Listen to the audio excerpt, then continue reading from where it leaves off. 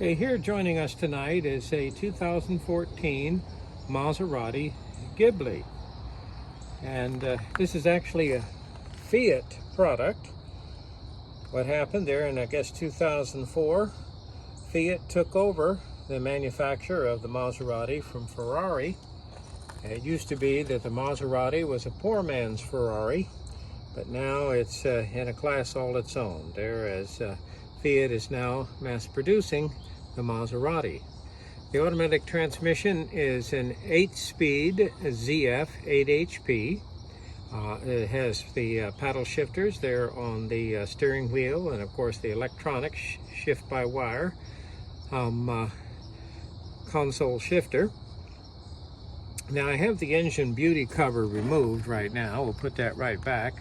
But this engine's very clean. The vehicle has relatively low mileage. Here are the two air cleaners, right and left. We have an airflow meter below each air cleaner, and then the duct going to the inlet of our compressor housing. We have a turbocharger here on the right side and a turbocharger on the left. And then the discharge of the compressor housing goes through a aftercooler and then up to the intake manifold, or I should say throttle body. And this is going to be my boost pressure sensor. I do have mass airflow sensors, so this is actually sensing the volume of air, I should say the mass of air entering the engine, so I can proportion the correct fuel. I do have a manifold pressure sensor there in the back. That could actually be redundant if I needed to go to speed density logic for any reason, but I do have mass airflow meters. And of course, dual overhead cams, similar setup to Mercedes there as far as the cam phasers are concerned, of course with the Fiat Flare.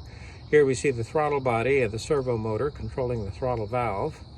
Now, one of the things that's important here is that under conditions of high boost, sometimes what I'll need to do is go ahead and actuate my wastegates and sometimes dump the boost pressure here within the chamber just before the throttle body.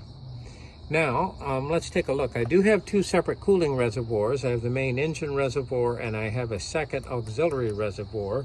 And looking at what that is doing, it looks like one of its functions is to control the coolant to transmission fluid cooler. I believe that's one function. I do believe that I have an air-to-air aftercooler here for the turbocharger there in the front. I just don't see why it would be necessary to try to use coolant. So I do believe I have air-to-air. Got a lot of room up here in front. It looks like I could have put a V8 in here, but here this is the V6. So a very nice clean car. And of course here we see our refrigeration ports, high side, low side. And let's take a look here. I believe that they're still also using the heat exchanger function. There as I come, as the high pressure liquid leaves the condenser, it runs along the low pressure line before going to the expansion valve. And this idea, I can subcool my liquid refrigerant. Everybody wants to do that now. It increases the complexity of the refrigeration system a little bit, but tremendously adds to the effectiveness of the air conditioner and a little bit to fuel economy. Here we have our fuse relay center, obviously a power steering reservoir. This would be my connector to jump start the engine, and apparently they've needed that. That was uncovered when here we received the car. Oftentimes it will sit in the lot for a while. I'm looking for the ground connection. Normally if I'm going to jump start a car, I need to have one connection for the positive, and it's nice to have a strategic connection for the negative. I don't think that's the best one right there. That may be what they were thinking about down here, but whatever, a good solid ground as long as you can find it.